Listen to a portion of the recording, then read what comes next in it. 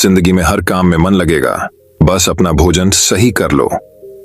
आज के इस वीडियो में हम आपको बताएंगे आपको कैसा भोजन करना है और क्या खाना है, और भोजन से पहले क्या करना है। इसे समझने के बाद आपकी बुद्धि, मन और शरीर बहुत तेजी से बिना थके काम कर पाएगा। तो चलिए उन कहानियों की शुरुआत करते हैं। पहली कहानी, आयुर्वेद की अद्भुत शक्ति। शरीर और बुद्धि और मन सब शांत और होशियार हो जाएगा। जीवन का सबसे कीमती धन क्या होता है? एक शिष्य ने अपने गुरु से सवाल किया। गुरु ने इसका उत्तर देते हुए जवाब दिया कि चाहे मेरे पास पैसे ना हो, चाहे रहने के लिए छत भी ना हो, चाहे कोई सुख सुविधाएं ना हो, लेकिन अगर मेरा शरीर स्वस्थ है तो मैं दुनिया का सबसे धनवान आदमी। सो शिष्य ने पूछा कि गुरुदेव, आपकी उम्र 100 साल को पार कर चुकी है और फिर भी आप इतने स्वस्थ हैं। आपकी बुद्धि बड़ी ही तीव्र है और आपका चेहरा भी सूर्य की तरह चमकता रहता है, और वहीं पर आपके बदन से भी चंदन सी खुशबू आती है। शिष्य ने कहना जारी रखा कि गुरुदेव, मेरे मन में बहुत बार आया है कि मैं आपसे इसका रहस्य जानूं, लेकिन संकोचवश मैं आपसे पूछ नहीं पाता हूं। कृपया करके आज मुझे वो साधारण से नियम बताने की कृपा करें जिनसे मैं भी आपकी तरह स्वस्थ और निरोगी रह सकूं। न नियम अगर आसान होंगे गुरुदेव, तो उसका अनुसरण मेरे माता पिता भी कर पाएंगे, क्योंकि वो बूढ़े हो चुके हैं और वो बहुत जटिल प्रक्रिया नहीं अपना पाएगा। कृपया करके साधारण से तरीके बताना ताकि कोई भी ग्रस्त आदमी उन नियमों का पालन कर सके। गुरुदेव ने कहना आरंभ किया। सबसे पहले उन्होंने बताया कि सबसे पहले तुम्हें पाचन तंत्र की क्रिया को समझना होगा। जो भी आयुर्वेद का विद्वान होता है वो ये जानता है कि अगर आपका पाचन तंत्र लगातार भोजन पचाने में लगा हुआ है तो स्वाभाविक है कि ऊर्जा की एक खास मात्रा आपका भोजन को बचा रही है। इसी कारण ज्यादा भोजन करने के बावजूद आपका दिमाग और आपका शरीर अपने बेहतरीन स्तर पर काम नहीं कर पाता। तुमने देखा होगा कि भोजन करने के बाद जब पाचन प्रक्रिया शुरू होती है तो हर जानवर नीचे बैठ जाता है। वो बस बैठ जाते हैं क्योंकि दूसरी चीजों के लिए पर्याप्त ऊर्जा नहीं बचती है। चाहे वो मांसाहारी हो या शाकाहारी हो, हर जानवर खाने के बाद नीचे बैठ जाता है, और ये इंसानों के लिए भी एक प्राकृतिक जहर खाने के बाद वो बैठ जाना चाहते हैं, क्योंकि दूसरी चीजों के लिए पर्याप्त ऊर्जा नहीं होती। अगर आप अपनी पूरी क्षमता का इस्तेमाल करना चाहते हैं तो आप अपने शरीर को ऐसा बनाकर रखिए कि आप जो भी खाएं, कुछ भी खाएं, तो 1.5 से 2 घंटे के अंदर आपका पेट खाली हो जाना चाहिए। पेट खाली होने का मतलब है पेट की थैली खाली होना, यानी कि जब भोजन आंत के दूसरे भागों में चला जाता है तब पेट खाली हो जाता है, क्योंकि आंत में प्रक्रिया बिल्कुल अलग होती है। वो पाचन नहीं होता है, वो ऊर्जा को ग्रहण करती है। आंतों द्वारा इस ऊर्जा को ग्रहण करने के लिए ज्यादा ऊर्जा नहीं लगती है, ऊर्जा लगती है। पाचन क्रिया में जब खाना पेट की थैली में मौजूद हो तो बेहतर है कि आप अपनी गतिविधि को कम कर लें। अब अगर सोचिए, सारा दिन आपके पेट में खाना मौजूद रहेगा तो आप अपने जीवन की पूरी क्षमता कम कर लेंगे। आप खुद देखिए कि जब आपके पेट में खाना मौजूद होता है तब शरीर कैसा महसूस करता है, और जब पेट खाली होता है तब शरीर कैसा महसूस करता है। आप खुद पाएंगे कि आपका शरीर और आपका दिमाग तब बेहतरीन रूप से काम करता है जब आपका पेट खाली होता है। इसका एक पहलू और है। देखिए, हम सब जानते हैं कि हमारा शरीर हर समय नई कोशिकाएं बनाता रहता है और पुरानी कोशिकाएं खत्म करता रहता है, जिससे हमारे शरीर का शुद्धिकरण होता रहता है। लेकिन जब भोजन हमारे पेट में होता है, यानी कि हमारा पेट जब खाली नहीं होता, तो ये शुद्धिकरण कम हो जाता है।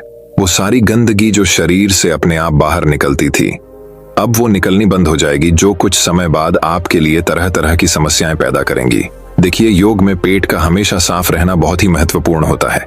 किसी भी पारंपरिक प्रणाली में अगर आप देखेंगे तो आप पाएंगे कि जब भी आप किसी आयुर्वेदिक डॉक्टर या किसी वैद्य के पास जाते हैं तो सबसे पहले वो आमे पेट की सफाई करते हैं, क्योंकि वो जानते हैं कि आपकी ज्यादातर समस्या पेट साफ ना होने की वजह से ही है। सिर्फ एक दिन के लिए अपने पेट को पूरी तरह से साफ करने के बाद महसूस करें कि आपको कैसा महसूस होता है। आप अपने अंदर बहुत हल्का और सुंदर महसूस करेंगे। हर दिन आपको इसी तरह महसूस होना चाहिए। आमतौर पर पारंपरिक रूप से घी को पहले निवाले के रूप में खाया जाता है। घी एक चिकनाई वाला पदार्थ है जो पूरी आहार नली को चिकनाई देता है। आपको सबसे पहले इसे ही खाना चाहिए ताकि यह भोजन पाचन को आसान बना दें। जब आप बहुत मसालेदार भोजन खाते हैं तो उसे खाने से पहले आपके भोजन पर घी की परत चढ़ाना बहुत अच्छा होता है। घी का महत्व ये है कि ये आहार नली को साफ रखता है, तो जो व्यक्ति घी का उचित तरीके से सेवन करता है उसका पेट हमेशा साफ रहेगा। क्योंकि वहां कुछ नहीं चिपकता, वहां कुछ भी लंबे समय तक ठहर ही नहीं सकता। पेट का कैंसर, आंत का कैंसर, आजकल ये बहुत ज्यादा हो रहा है। तो अगर आप एक निश्चित मात्रा में घी का सेवन करते हैं तो ये घटना बहुत कम हो जाती है। लेकिन उसके लिए घी सही गुणवत्ता का होना चाहिए, सही तरीके से गाय या भैंस के दूध से बनाया जाए। अगर घी को उचित तरीके से गाय या भैंस के दूध से बनाया जाए तो इसके कई महत्वपूर्ण फायदे होता है। शिष्य ने सवाल पूछा कि गुरुदेव, पाचन क्रिया तुम्हें कुछ कुछ समझ गया हूं, लेकिन आप ये बताइए कि आपकी तरह सूर्य जैसा तेज पाने के लिए, चमकता हुआ चेहरा प्राप्त करने के लिए क्या प्रक्रिया अपनानी चाहिए। गुरु ने इसका उत्तर देते हुए कहना शुरू किया कि देखिए, आज के समय में बहुत सारे लोग सुबह उठते ही खाली पेट चाय पीते हैं। चमकता हुआ तेजस्वी मुख पाने के लिए हमें कुछ प्रक्रिया नहीं अपनानी, हमें बस अपनी दिनचर्या सही करनी है, अपना खान पान सुधारना है। सुबह खाली पेट चाय पीना जहर के समान होता है। वो धीरे धीरे आपके अंदर आपकी आंतों को कमजोर कर देता है। पेट में धीरे धीरे एसिडिटी होने लगती है और अपने आप मन और मस्तिष्क सुस्त पड़ते जाते हैं। सुबह उठते ही तुम्हें तांबे, चांदी या मिट्टी के बर्तन में रखा हुआ पानी पीना चाहिए, लेकिन चांदी और मिट्टी की तासीर ठंडी होती है, इसीलिए कफ, अस्थमा या दमा जैसे रोगी इसका उपयोग ना करें। रात में आपने चांदी, तांबे या मिट्टी के बर्तन में पानी रख दिया और सुबह खाली पेट बिना दातून किए हुए उसे पी लिया। शिष्य ने सवाल किया कि गुरुदेव, बिना दातून किए हुए अगर हम वो पानी पिएंगे तो हमारा बासी थूक हमारे अंदर ही चला जाएगा। गुरु ने उसे बताया कि वो तो अच्छी बात है, क्योंकि बासी थूक औषधि के समान होता है। गुरु ने चेतावनी दी कि देखिए, जिन लोगों को अल्सर, टीबी या निमोनिया है उन्हें खाली पेट पानी नहीं पीना है।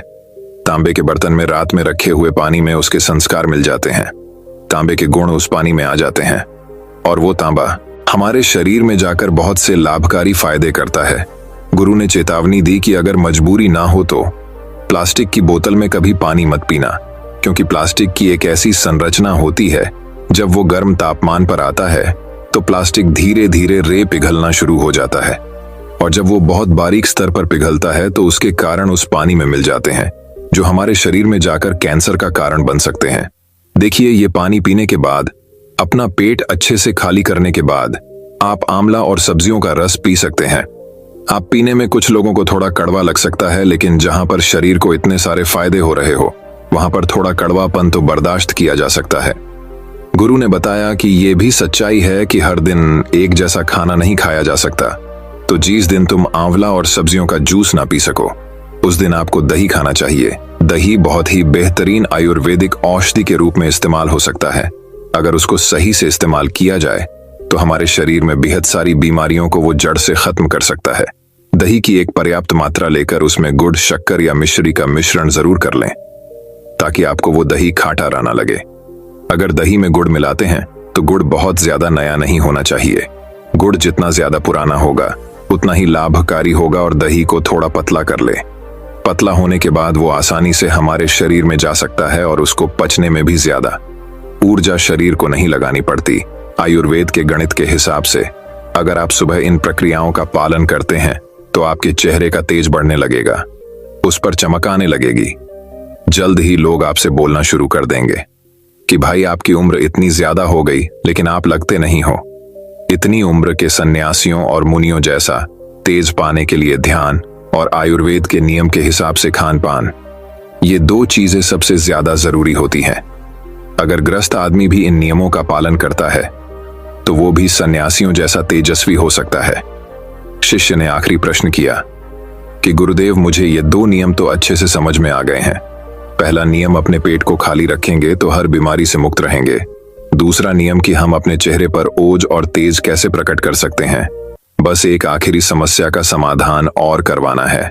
मैं आपसे पूछना चाहता हूं कि जैसे जैसे आदमी की उम्र बढ़ती है तो उसके आंखों की और उसके दिमाग की क्षमता कम होती जाती है, तो उस क्षमता को बरकरार बनाए रखने के लिए किन नियमों का पालन करें, या फिर क्या खान पान अपने दैनिक जीवन में अपनाएं। गुरु ने खुद की तरफ इशारा करते हुए कहा कि जैसे जैसे उम्र बढ़ेगी वैसे वैसे बुद्धिमान होते जाओगे। बस मैं जो नियम बता रहा है उनको ध्यान से सुन लो। सुन लोगे तो सारी समस्याएं हल हो जाएंगी। सबसे पहले सफेद कद्दू के औषधीय गुणों के बारे में जानो। आयुर्वेद के गणित के हिसाब से सफेद कद्दू का जूस कैंसर को मिटाता है और साथ ही दिमाग की तीक्ष्णता को बढ़ाता है। तीक्ष्णता यानी कि तेज, बारीक बुद्धि। लेकिन ये समझ लेना कि सफेद कीड़ा का जूस ठंडा होता है, इसीलिए अस्थमा और जिनको सर्दी जल्दी पकड़ लेती हो, ऐसे लोगों को सफेद कद्दू के जूस का सेवन नहीं करना है। दिमाग और आंखों को तेज करने के लिए जो अगला नुस्खा मैं बता रहा हूं, वह हर कोई कर सकता है, बल्कि हर किसी को करना चाहिए। 5 देसी बादाम की गिरी, जो छोटी वाली होती है, क्योंकि वही देसी होती है। बड़ी वाली में इतने गुण नहीं होते हैं, इतना छोटी वाली गिरी में होते हैं। 5 छोटी बादाम गिरी और 1 अखरोट रात को पानी में भिगो दो। सुबह उनके छिलके उतारो और उन्हें किसी पत्थर के खरल में, याद रखना पत्थर का खरल, किसी ऐसे वैसे बर्तन में नहीं, क्योंकि इससे उसकी गुणवत्ता खत्म हो जाती है। उस पत्थर में ये डालने के बाद उसे मथना शुरू करो। धीरे धीरे जब आप उसे पिसेंगे तो वो बारीक होने लगेगा और उसके बाद उसमें दूध डालना शुरू करो। ऊपर से दूध गाय का होना चाहिए, वो सबसे ज्यादा बेहतरीन रहेगा। दिमाग के लिए इस्तेमाल करने को भैंस या बकरी का भी कर सकते हैं, लेकिन गाय का दूध सबसे ज्यादा महत्वपूर्ण हो जाता है। जब दिमागी समस्याओं के बारे में बात आती है तो अब उस बादाम और अखरोट को दूध के साथ पीसना शुरू करो। धीरे धीरे जितना आप पीसेंगे उतनी उसकी गुणवत्ता बढ़ती जाएगी। अब कुछ लोगों को लग रहा होगा कि दूध के साथ हम बादाम यूं ही खा लें, तो या फिर पत्थर के खरल में पीसने की बजाय उसे मिक्सर में पीस लें। तो मैं बताता चलूं कि पत्थर के खरल में उसे पीसने के बाद उसकी गुणवत्ता 100 गुना ज्यादा बढ़ जाती है। अच्छे से गाय के दूध में पीसने के बाद जब आप इसका सेवन करेंगे तो आपकी आंखें और आपका दिमाग, इनके लिए ये बहुत ही लाभकारी रहेगा। जिन लोगों को भूलने की समस्याएं होती हैं, जो छोटी छोटी चीजें रखकर भूल जाते हैं, जो लोग दिमागी रूप से परेशान रहते हैं, तनाव बना रहता है, चीजों के बारे में ज्यादा सोचते रहते हैं, ऐसे लोगों के लिए ये एक ठंडाई का काम करेगा। उनके दिमाग में एक ठंडक पहुंचाएगा, जिससे उनका दिमाग अपने बेहतरीन स्तर पर काम कर पाएगा। शिष्य ने ये नियम अच्छे से कंठस्थ कर लिए और उसके बाद घर जाने के लिए अपने गुरु से आज्ञा मांगी। शिष्य अपने गुरु से आशीर्वाद लेकर अपने घर की तरफ प्रस्थान कर गया। तो दोस्तों, कैसी लगी आज की कहानी? अपनी राय हमें कमेंट में जरूर बताएं। अगर अच्छी लगी हो तो इस वीडियो को और लोगों के साथ शेयर करें। तो चलिए दोस्तों, अब हमारे दूसरे कहानी की शुरुआत करते हैं। दूसरी कहानी, सिर्फ 7 दिनों में सबको पीछे छोड़ दो। एक बार एक गरीब आदमी एक बौद्ध भिक्षु के पास गया और कहता है कि गुरु, मैं अपनी आदतों से बहुत परेशान हूं। मैं बहुत कुछ करना चाहता हूं, लेकिन कुछ नहीं कर पाता। सफलता की ऊंचाइयों को छूना चाहता हूं, लेकिन अपनी आदत से मजबूर है। सच कहा तो मुझे यह भी नहीं पता कि सफल होने के लिए किस गुण की आवश्यकता है। इसलिए मैं उन गुणों के बारे में जानने के लिए ही आपके पास आया हूं। कृपया मेरा मार्गदर्शन कीजिए। बौद्ध भिक्षु ने कहा कि जिस तरह से हम बुरी आदतों से मजबूर होते हैं, उसी तरह अगर हम अच्छी आदतें अपनाएंगे तो हम भी अच्छी आदतों से मजबूर हो जाएंगे, और अच्छी आदतें हमें अपने जीवन में बहुत कुछ हासिल करने में भी मदद करेगी। आज मैं आपको 15 ऐसी सफल आदतों के बारे में बताऊंगा जो आपको सफल बना सकती हैं। मेरी बातें सुनकर भूल मत जाना, बल्कि इन सभी 15 आदतों को अपने दिमाग में याद रखना और धीरे धीरे उन्हें अपने जीवन में लाना शुरू करें, क्योंकि ये आदतें न सिर्फ आपको सफलता दिलाएंगी, बल्कि इतना अच्छा इंसान बनाएंगी जिसे देखकर लोग कहेंगे कि मैं भी ऐसा ही बनना चाहता हूं। 15 सफल आदतों की सूची में पहली आदत है सुबह जल्दी उठना। दुनिया में अगर कोई सबसे सफल और सबसे अच्छी आदत है जिसे हर सफल व्यक्ति अपनाता है, तो वह है सुबह जल्दी उठना और अपना आलस्य त्यागना। अगर आप दिन की पहली किरण निकलने से पहले उठकर अपना काम करना शुरू कर दें और अपने दिन को बेहतर बनाएं, आप मानते हैं कि पूरे दिन में ऐसी कोई चुनौती नहीं होगी जिसे आप पार न कर सके। आपके सुबह उठने के तरीके से पता चलता है कि आप में कितनी इच्छा शक्ति है। अपने लक्ष्य हासिल करना आपके लिए कितना महत्वपूर्ण है। सुबह जल्दी उठने का मतलब है अधिक प्रयास, अधिक मेहनत, जो दूसरों की तुलना में अधिक सफल बनाएगी। अगर आप सुबह देर से उठने की आदत से मजबूर हैं, तो आपको 5 मिनट पहले उठने की आदत डालनी चाहिए और कुछ ही दिनों में आप सुबह जल्दी उठना शुरू कर देंगे। दूसरी आदत है हमेशा कुछ नया सीखते रहना। ये एक अद्भुत आदत है जो हर उस व्यक्ति में पाई जाती है जिसने अपने क्षेत्र सफलता हासिल की है। हमेशा अपने काम के बारे में और अधिक सीखते रहें। हम जीवन में जो कुछ भी सीखते हैं, वह जीवन में कभी न कभी काम जरूर आता है। सफल लोग अपने सपनों को हासिल करने के लिए अलग अलग तरीकों का इस्तेमाल करते हैं। उनके सपनों से जुड़ी हर बात जानना चाहते हैं, जिससे उनके सपनों को हासिल करना आसान हो जाएगा। भले ही बात एक लाइन की हो, जिंदगी सीखो, लेकिन हमेशा कुछ नया सीखो। दुनिया में ज्ञान की कोई कमी नहीं है, लेकिन जिस क्षेत्र में आप सफलता चाहते हैं उस क्षेत्र में ज्ञान प्राप्त करने के लिए हमेशा उत्सुक रहें। हो सकता है कि आप कुछ ऐसा सीखें जिससे आप जितना सोचा था उससे अधिक हासिल कर सकें, तो इसके लिए आपको हमेशा एक बच्चे के रूप में सीखना होगा।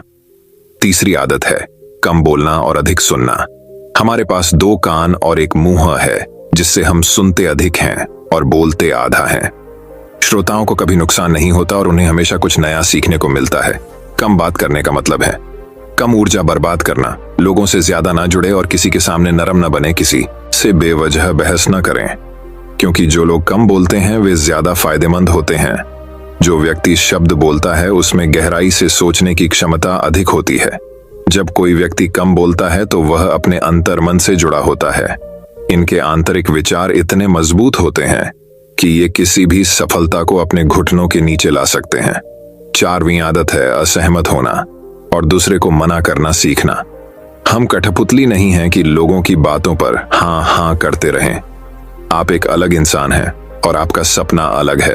आपके सिद्धांत भी अलग होंगे। अगर आपकी मंजिल अलग है तो आपका रास्ता भी अलग होगा।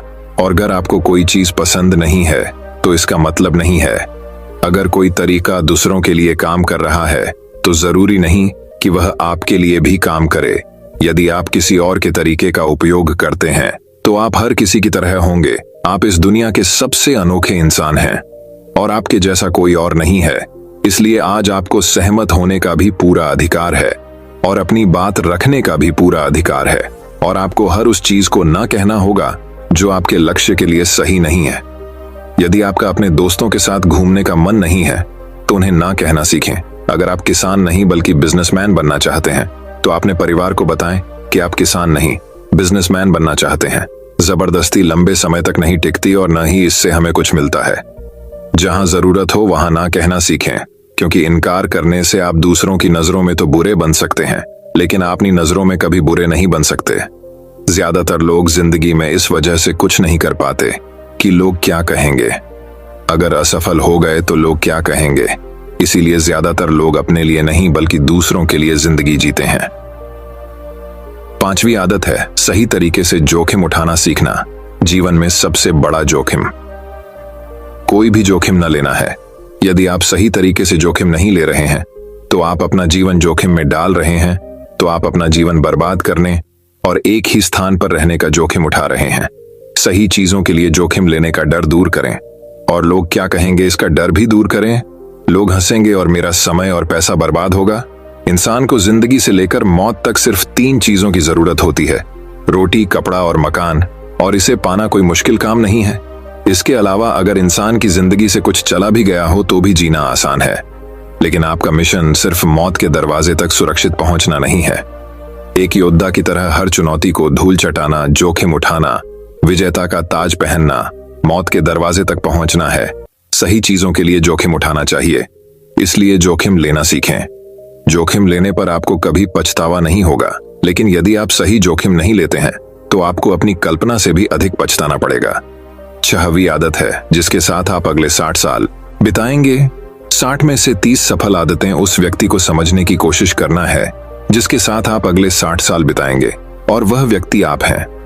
आप खुद को कितना समय देते हैं और अपनी पिछली गलतियों से कितना सीखते हैं। आप अपने वर्तमान को बेहतर बनाने के लिए क्या करते हैं और भविष्य के बारे में क्या सोचते हैं। क्या आप हर दिन 10 मिनट बैठते हैं और सोचते हैं कि आपके जीवन में क्या चल रहा है, मैं कहां से आया हूं और अभी कहां हूं और आगे कहां जा रहा हूं। आपके जीवन की सबसे बड़ी जरूरत और सबसे बड़ी चुनौती क्या है। आपको आपसे बेहतर कोई नहीं जानता। अगर कोई आपको समझ सकता है तो आपके अंदर क्या भावनाएं चल रही हैं, ये सिर्फ आप ही समझ सकते हैं। हर दिन अपने आप को 10 मिनट दें और इस 10 मिनट में कोई भी नहीं होना चाहिए। कोई किताब नहीं, कोई काम नहीं, बस आप और आपके विचार।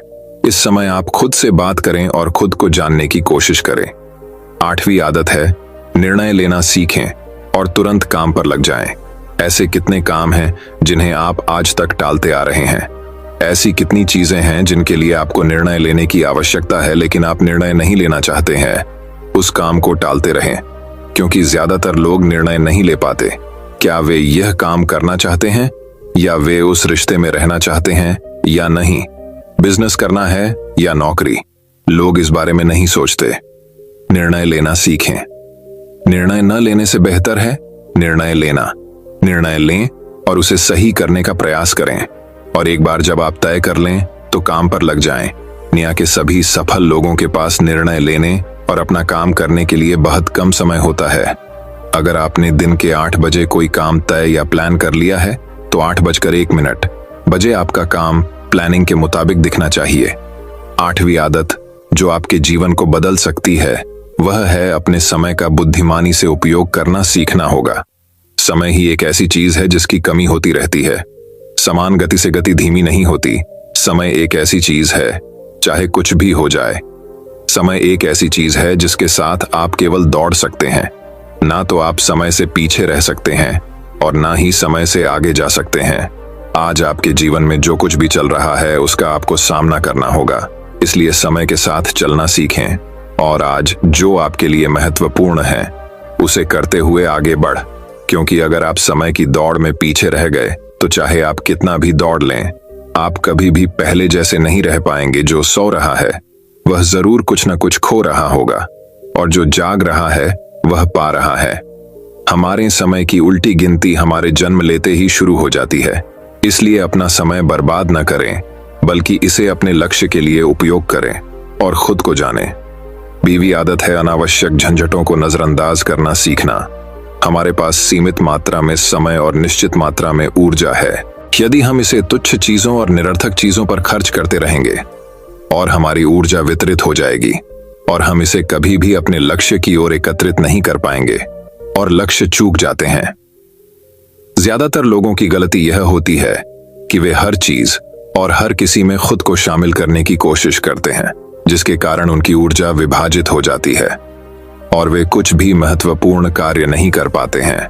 इसलिए जो काम जरूरी ना हो और दूसरे लोग कर सकते हो उसे दूसरे को सौंप दें और अपनी सारी ऊर्जा और अपना सारा समय अपने महत्वपूर्ण कार्यों में लगा दें। 10वीं आदत है अपने जीवन से नकारात्मक लोगों को दूर करना और सकारात्मक लोगों के साथ रहना। एक नकारात्मक व्यक्ति हमारी ऊर्जा को सोख लेता है और हमारी सोच को नकारात्मक बना देता है, इसलिए ऐसे लोगों से दूर रहने की कोशिश करें। मूलतः कोई भी व्यक्ति अपने आसपास औसतन 5 लोगों का होता है, यानी हमारे आसपास के वो 5 लोग जिनके साथ हम सबसे ज्यादा समय बिताते हैं। कहीं ना कहीं हम भी उनके जैसे बन जाते हैं और उनकी आदतों को अपनाने लगते हैं। संगति प्रभाव डालती है, और अगर आपके आसपास के लोगों को हर चीज में कमी नजर आ रही है तो उन्हें तुरंत छोड़ दें, क्योंकि ये वो लोग हैं जिन्हें गर्मियों में ठंड और सर्दियों में बारिश पसंद होती है। ऐसे लोग न तो कहीं खुश रह पाते हैं और न ही दूसरों को खुश रहने देते हैं। दुनिया में हर किसी को स्वतंत्र होने का अधिकार है। आपको सकारात्मक सोच के साथ जीवन जीने का पूरा अधिकार है। आपको खुद से भी नकारात्मक बातें नहीं करनी चाहिए, जैसे कि मैं बस बदकिस्मत हूं या यह मेरे साथ ही हो जाता है। दुनिया के सभी सफल लोगों ने अपने अंदर एक सफल व्यक्ति को देखा है और हमेशा नकारात्मक लोगों की बातों को नजरअंदाज किया। कभी भी मूर्ख नकारात्मक लोगों से ना जुड़े, क्योंकि उन्हें कुछ नहीं होगा और आपको कुछ नहीं मिलेगा। 11वीं आदत यह है कि जब भी कोई अच्छा विचार मन में आए तो उसे कागज पर लिख लें। हमारा दिमाग हर दिन कुछ नए और अच्छे विचार लाता रहता है। यदि हम उन्हें नहीं लिखेंगे तो हम उन्हें हमेशा के लिए भूल जाएंगे। साथ ही अगर आपके पास कोई प्लान है तो उसे अच्छे से लिखें। ऐसा करने से योजना हमारे दिमाग में बैठ जाती है। उन सभी चीजों के बारे में भी लिखें जिन्हें आप पाना चाहते हैं। उन आदतों के बारे में भी लिखें जिन्हें आप छोड़ना चाहते हैं। विचारों को लिखने से हमारे दिमाग से उन्हें याद रखने का बोझ कम हो जाता है और फिर हमारा दिमाग अपने नए विचारों के बारे में सोचने के लिए स्वतंत्र हो जाता है। 12वीं आदत है स्वस्थ रहना। अधिक स्वस्थ जीवन शैली अपनाएं, कम खाएं और अधिक पचाएं। रोज सुबह प्राणायाम, व्यायाम और ध्यान न सिर्फ आपको स्वस्थ बनाएंगे बल्कि खूबसूरत भी बनाएंगे और अपना आत्मविश्वास बढ़ाएं।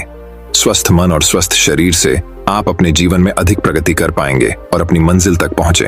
पहली खुशी स्वस्थ शरीर है, और यह बात मुझे तब पता चली जब हम गंभीर रूप से बीमार थे। 13वीं आदत है हमेशा खुश रहना और मुस्कुराते रहना।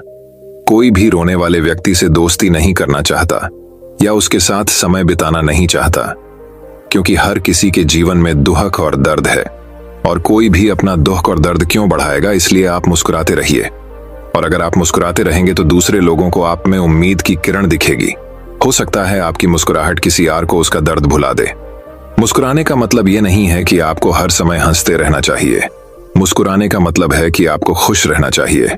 सकारात्मक रहें और सोचें कि आप बेहद भाग्यशाली हैं। आपके जीवन में कोई कमी नहीं है, और अगर कोई कमी है तो आप उसे अभी भर सकते हैं।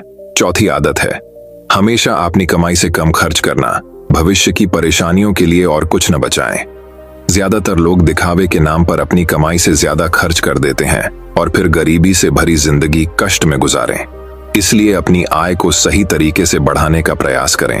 अपनी कमाई से कम खर्च करें और भविष्य के लिए कुछ पैसे बचा कर रखें।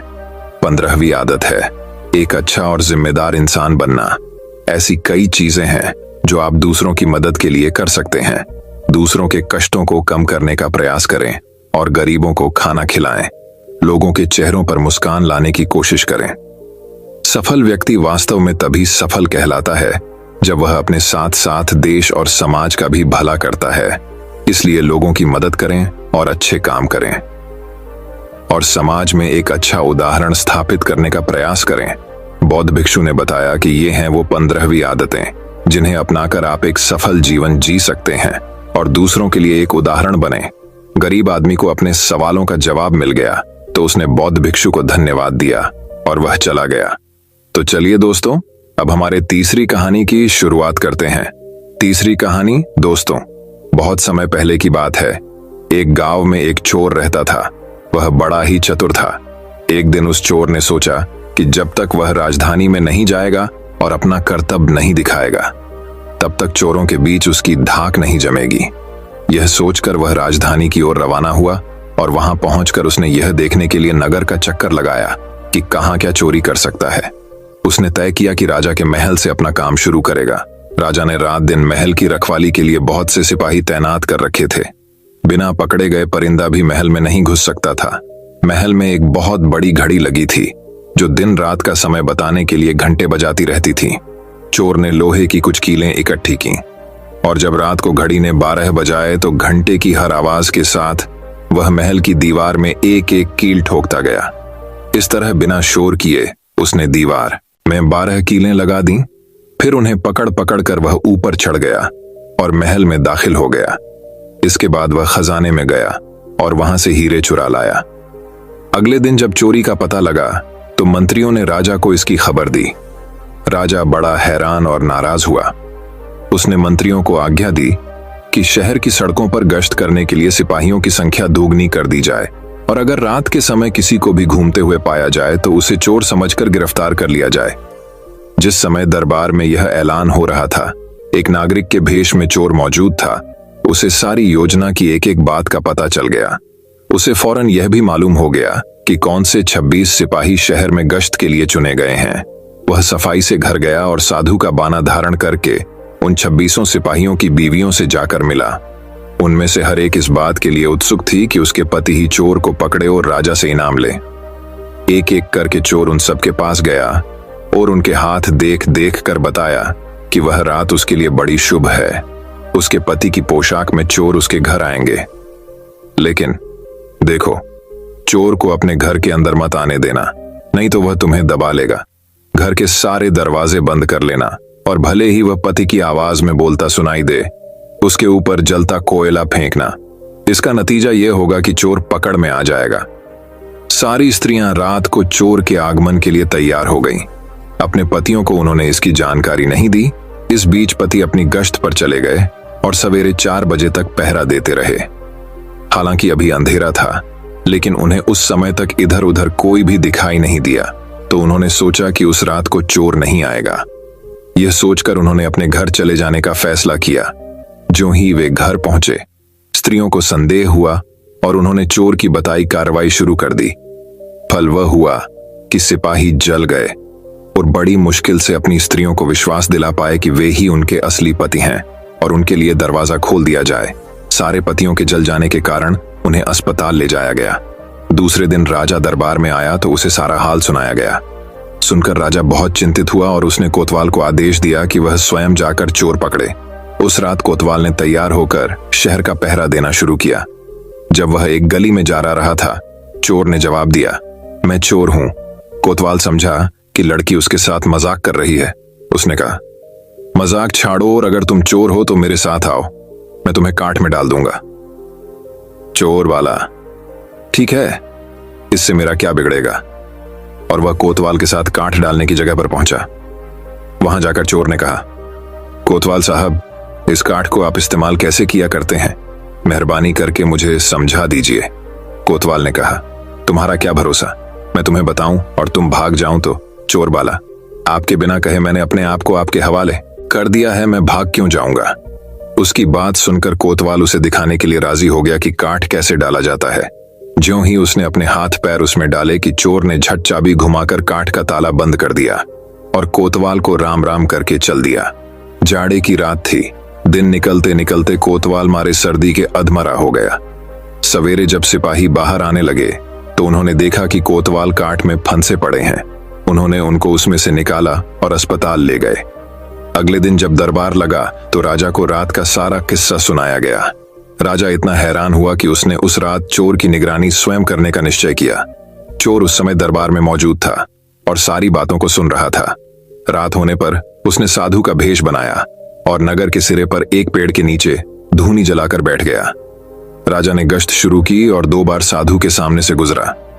तीसरी बार जब वह उधर आया तो उसने साधु से पूछा कि क्या इधर से किसी अजनबी आदमी को जाते उसने देखा है। साधु ने जवाब दिया कि वह तो अपने ध्यान में लगा था, अगर उसके पास से कोई निकला भी होगा तो उसे पता नहीं। यदि आप चाहें तो मेरे पास बैठ जाइए और देखते रहिए कि कोई आता जाता है या नहीं। यह सुनकर राजा के दिमाग में एक बात आई और उसने फौरन तय किया कि साधु उसकी पोशाक पहनकर शहर का चक्कर लगाए और वह साधु के कपड़े पहनकर वहां चोर की तलाश में बैठे। आपस में काफी बहस मुबाहिसे और 2-3 बार इनकार करने के बाद आखिर चोर राजा की बात मानने को राजी हो गया और उन्होंने आपस में कपड़े बदल लिए। चोर तत्काल राजा के घोड़े पर सवार होकर महल में पहुंचा और राजा के सोने के कमरे में जाकर आराम से सो गया। बेचारा राजा साधु बना चोर को पकड़ने के लिए इंतजार करता रहा। सवेरे के 4 बजने आए। राजा ने देखा कि न तो साधु लौटा और कोई आदमी या चोर उस रास्ते से गुजरा, तो उसने महल में लौट जाने का निश्चय किया। लेकिन जब वह महल के फाटक पर पहुंचा तो मंत्रियों ने सोचा, राजा तो पहले ही आ चुका है, हो न हो यह चोर है जो राजा बनकर महल में घुसना चाहता है। उन्होंने राजा को पकड़ लिया और काल कोठरी में डाल दिया। राजा ने शोर मचाया पर किसी ने भी उसकी बात न सुनी। दिन का उजाला होने पर काल कोठरी का पहरा देने वाले मंत्री ने राजा का चेहरा पहचान लिया और डर के मारे थर थर कांपने लगा। वह राजा के पैरों पर गिर पड़ा। राजा ने सारे सिपाहियों को बुलाया और महल में गया। उधर चोर, जो रात भर राजा के रूप में महल में सोया था, सूरज की पहली किरण फूटते ही राजा की पोशाक में और उसी के घोड़े पर रफू चक्कर हो गया। अगले दिन जब राजा अपने दरबार में पहुंचा तो बहुत ही हताश था। उसने ऐलान किया कि अगर चोर उसके सामने उपस्थित हो जाएगा तो उसे माफ कर दिया जाएगा और उसके खिलाफ कोई कार्रवाई नहीं की जाएगी, बल्कि उसकी चतुराई के लिए उसे इनाम भी मिलेगा। चोर वहां मौजूद था ही फौरन राजा के सामने आ गया और बोला, महाराज, मैं ही वह अपराधी हूं। इसके सबूत में उसने राजा के महल से जो कुछ चुराया था वह सब सामने रख दिया, साथ ही राजा की पोशाक और उसका घोड़ा भी। राजा ने उसे गांव इनाम में दिए और वादा कराया कि वह आगे चोरी करना छोड़ देगा। इसके बाद से चोर खूब आनंद से रहने लगा। इस कहानी से हमें यह सीख मिलती है कि व्यक्ति की बुद्धि उसे हर एक नाकामयाब चीज को भी कामयाब बनाकर दे सकती है, लेकिन बुद्धि का इस्तेमाल अगर इंसान के भलाई के लिए और खुद को बदलने के लिए किया जाए तो उस इंसान का जीवन खुशियों से भर सकता है। दोस्तों, मैं उम्मीद करता हूं कि यह कहानी सुनने से आपके जीवन में अच्छे बदलाव आए होंगे। आपको इस वीडियो से क्या सीखने मिला ये कमेंट करके जरूर बताइए और अपने परिवार, दोस्तों या आपके करीबी इंसान के साथ ये कहानी शेयर करके उन्हें भी इस ज्ञान से परिचित करवाए। बाकी अगर आपको यह वीडियो दिल से अच्छी लगी हो तभी इस वीडियो को लाइक कर देना और आपने अब तक इस चैनल को सब्सक्राइब ना किया हो तो चैनल को सब्सक्राइब भी जरूर कर देना। आपका हर दिन शुभ हो और खुशियों से आपका जीवन भरा रहे। धन्यवाद। नमो बुद्धाय।